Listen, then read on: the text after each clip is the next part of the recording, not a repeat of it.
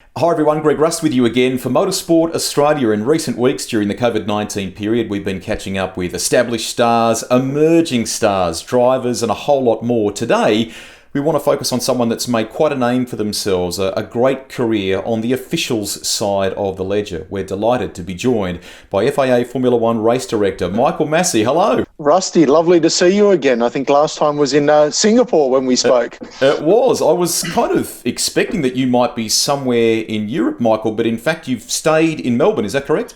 That is correct. I've after the Australian Formula One Grand Prix, I decided to stay here originally with the support of the FIA President and Secretary General, and with everything and the way the world's changed of late, I've continued to stay here. And from what I gather, that's meant some long days for you, Michael, because you're still sort of operating on European time. There's been lots of work going on in the background, hasn't there? There's been a huge amount of work going on. It's been, I think, between Zoom, Skype, WebEx, Teams, you name it, the platform, nightly meetings starting at sort of first thing European time till all hours of the morning, and then catching up on the good old emails during the day. So it is what it is, but I'm quite fortunate that I've been able to stay here in Australia, close to family and friends. The natural progression in my questions here now is that underscores the fact that your role is not just turn up to racetrack, be race director. It's more encompassing than that. It's broader than that, isn't it? It is far broader than that. So obviously the part that everyone sees and is quite familiar with is the race director and safety delegate role at a Formula One event, but part of my broader role at the FIA is head of single-seater sporting matters, so the entire single-seater pathway reports through to me. In addition to that, I've also have had and continuing to have a huge role in the operational aspect of the FIA return to racing plan for the entire organisation. So along with all of the other work that comes with it, but that's part of the territory.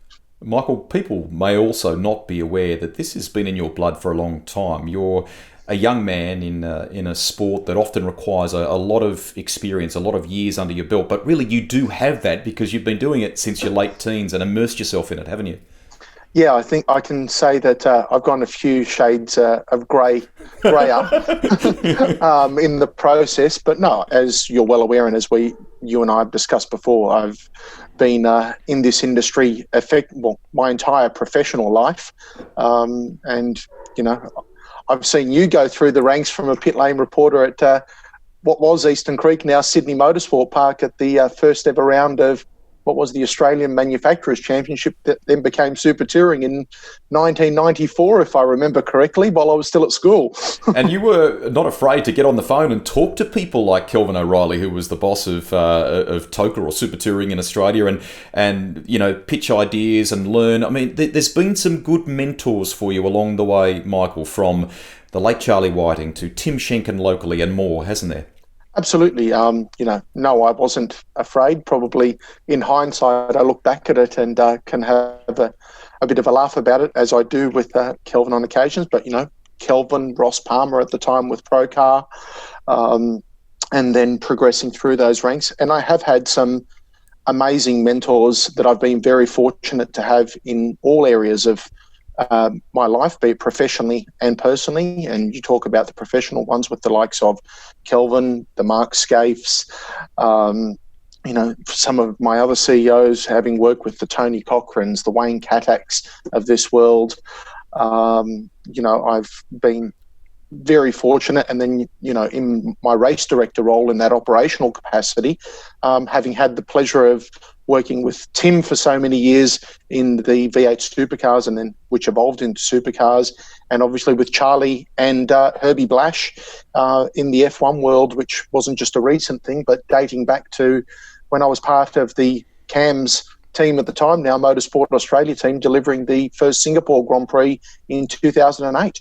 You'll hate the term pin-up boy, but you really are a shining light in many respects for officials in Australia that are a part of the Motorsport Australia framework. We do, without pumping our tyres, Michael, we do have world-class officials. Why have we got such a strong pool, do you think? I think Motorsport Australia should be immensely proud of the officials that they have, and each and every one of those volunteer officials should be very proud of what they do. From the training regime, the expertise that we have, I would call it the Australian ingenuity of thinking outside the box and problem solving, is what has brought the Motorsport Australia officials pathway to the fore. And, I've been fortunate enough, both in a paid and a voluntary capacity, to be a part of that, from the early 2000s all the way through. So from that perspective, and I've worked with a number of them, be it the Singapore project in 2008, moving on to the inaugural Korean Grand Prix in 2010, where we had approximately 140 Australian officials that we brought over to deliver that event, and then moving on to the Russian Grand Prix in 2014. So I think the expertise and knowledge that Motorsport Australia and their officials have is recognised globally, and something that everyone should be very, very proud of. For me, I think it's also an attitudinal thing, Michael. We probably don't need to go back over the cancellation of the Australian Formula One Grand Prix in Melbourne, but when we woke up on the Friday morning, there were premature media reports about its cancellation, and yet these good people, these officials, still went to their post, still went and waited for the proper word to come through. Such is their dedication. 100%. To see the, as you said, a number of people waking up. For some of us, it was just a continuation of the day before. But to see arriving there, 7:30 in the morning for me, and then everything going through their processes, everyone going through the normal procedure of being at their post, being ready to go, awaiting what was actually going to happen, was something that I think everyone involved should be extremely proud of. It was an unfortunate set of circumstances that we got dealt this year in Melbourne, but the dedication of the entire officiating community had to be congratulated, and the way that they professionally all dealt with it in the circumstances. It's probably a good time to remind some of those that are in the front line of competition, the likes of drivers, co-drivers and the like. It's a good time to perhaps look at the University of Motorsport from an official perspective. We saw Molly Taylor doing that recently. I think she's got her bronze official's license now, and it's nice that side can perhaps give back to those that give up their time. Yes, they might have the best seat in the house as an official, but there's a lot of work involved. There is a huge amount of work, and it doesn't matter what role that you actually do at an event. Each of them is equally important and dependent upon each other, from a flag marshal to a track marshal to the fireys, to the medical team, to the race control team. They're all very much interdependent upon each other. And without one of those key parts, the event doesn't happen. So I don't think we can underestimate that. And the ability to give back and get an understanding of what happens on the other side is huge. We've seen in the Formula One world, for different reasons, but the likes of Max Verstappen going to be sit in at a couple of events as a steward. And he's even said, personally and publicly, that it actually gave him a huge insight into the information that's available and everything that needs to be processed, because normally a competitor, and I think Craig Baird used to sum this up, my old colleague used to sum this up extremely well. When you're sitting in the driver's seat or in the team seat, you have to worry about your team and yourself. Sitting up in race control, you've got 20, 25, 30 people, drivers and teams, and all the officials and everything that's going on that you actually need to worry yourself about and take part, has an important part in your decision-making process. So I would encourage any competitor at any point to become involved as an official, as much as anything, to give them an insight on what it looks like on the other side. And I think it gives them an appreciation of what the officials actually really do.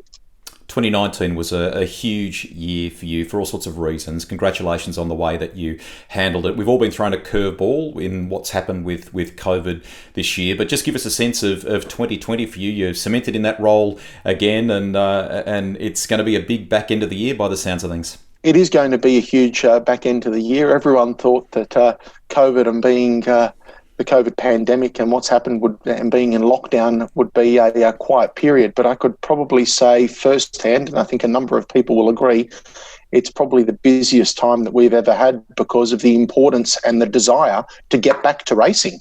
That is the overarching part, that not only is it for our various lifebloods, but more importantly, because we're passionate that we want to see race cars back on the track. So that's been a huge focus the past few weeks. But looking forward at the F1 calendar, there's been the media reports, and looking very, very likely that we'll start in Austria on the 5th of July with the Formula One World Championship, and looking very likely to be a very, very busy end of the year for us, and not much time in one place, probably lots of hotels and planes in between. Well, there's lots of late nights to come with all that administrative work, Michael. I would imagine too, knowing what I know about you, just looking forward to cars being back on track and competing again. All of us, be we employed, be we volunteers, be we fans, everyone wants to see motorsport back on track in whatever form, and I think we're all desperate for that to happen, and see that competition and what we actually all really love at the end of the day. And to be involved in this industry, it doesn't matter in what area, you have to have a passion for the sport. And I can't think soon enough watching cars roll out of a pit lane will make us all a lot happier. I know fans, eagle-eyed fans, would be looking over the left of screen, your right shoulder, at some great old pics of one Mark Scaife. Just as you've done over the years, you've clearly based yourself at Scaife Racing Incorporated, have you, in recent time? Yes, kind Mark, obviously, as much as being a colleague, also as a very good friend, has allowed me to work out of here in his office during the day, which is a short walk from home where I've been staying.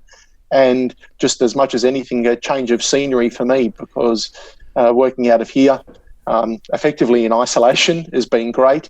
And then doing video conferences until all hours of the morning from home. So, no, I've been very fortunate. And yes, Mark's pictures of all his championship winning cars over my shoulder there, that if I recall correctly, was given to him by a number of his former team members for his 40th birthday, if I understand correctly. So it ranges from the old GTR all the way down to the HRT Commodore. Very cool, mate. If I know him too, he'll be keeping you honest with some cheeky stuff. So good luck putting up with that. Have a brilliant back end of the year, and congratulations, Michael, on everything that you've achieved so far. And we hope that this next chapter is even more rewarding for you. No, thanks, Rusty. It will be a challenge. There's no doubt about it. But I'm really looking forward to it, and to everyone watching out there, but particularly to all of our officials and everyone involved, just remember that this can't be done without you and your dedication and support and everything that we all do, not only here in Australia but around the world. You are a critical part of making this happen, and thank you for everything that you do. There he is, Michael Masi, chatting to us today. And remember, as we gradually start to come out of this COVID-19 period, grassroots motorsport is happening again. We've seen events in WA, the Northern Territory, and more in recent time. For a state-by-state breakdown on what's happening as far as events are concerned near you, go to the website motorsport.org.au. But as Michael's mentioned there, it's also a great place to go. If you'd love to be an official, if you'd love the best seat in the house, it's a great starting point for you, and we certainly welcome you as a part of the family. And we'll be back very soon with another member of the paddock here at Motorsport Australia.